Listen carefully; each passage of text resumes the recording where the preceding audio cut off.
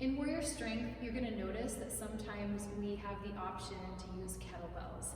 So we recognize that not every studio comes equipped with kettlebells for every participant.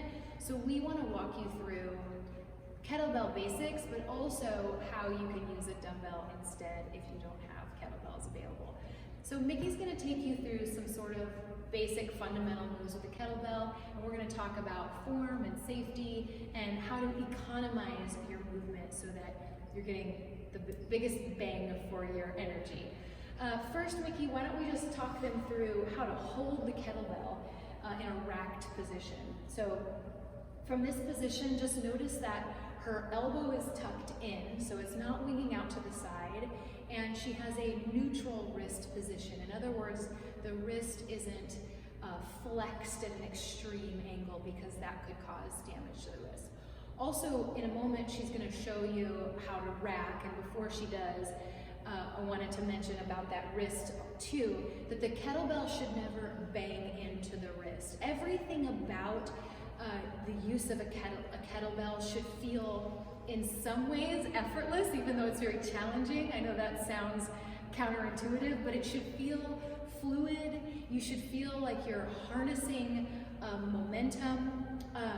It should feel almost, what's a good word for it? Effortless. I already said that. Okay, you get the point. So we're going to talk you through some of those basics. So first with racking, she's going to just show you how she starts basically like an upright row.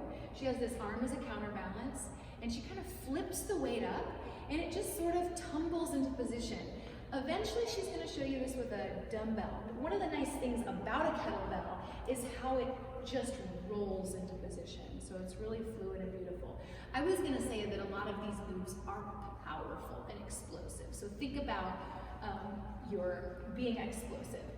Okay, the rack and the catch. Notice she kind of used a little bit of her lower body to get into that position. So let's add the press on top. So from this racked position, she can press overhead. Her alignment is perfect. We want to be careful that the shoulder doesn't extend too far back, like behind the body.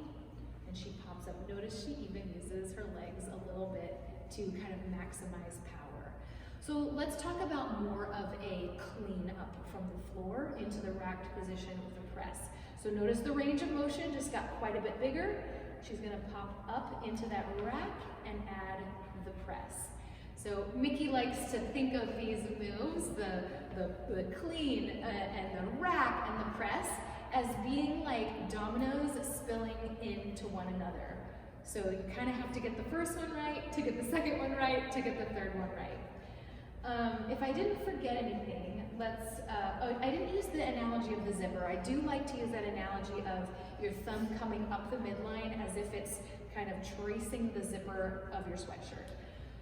And if I didn't forget anything, Mickey, then let's go ahead and talk a little bit about swings, and let's demonstrate some kettlebell swings. So she has a really light grip, really light and comfortable grip on the kettlebell. She's going to show it to you this way, and then she's even going to show you another couple ways to hold. But while she's swinging, I'm going to talk through these mechanics.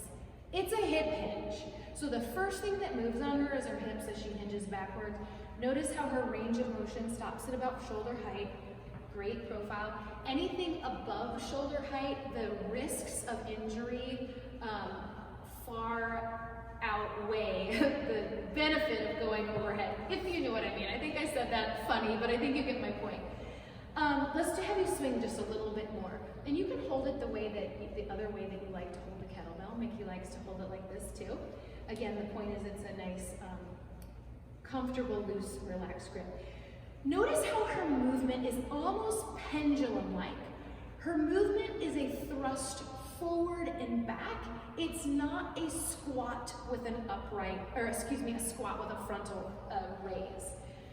So one of the things that Mickey and I have talked about in terms of kettlebell use is that it can be a really good idea to go heavy, heavier than you might think, because you are harnessing momentum, you have some inertia involved in it, and sometimes going heavier will actually force you into having better form. So that's kind of a look at some of the basics from how to hold it, how to move with it. And did I forget anything, or should we take them to dumbbells?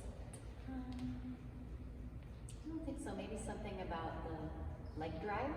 Oh, yeah. Yeah. Do you want to speak to that?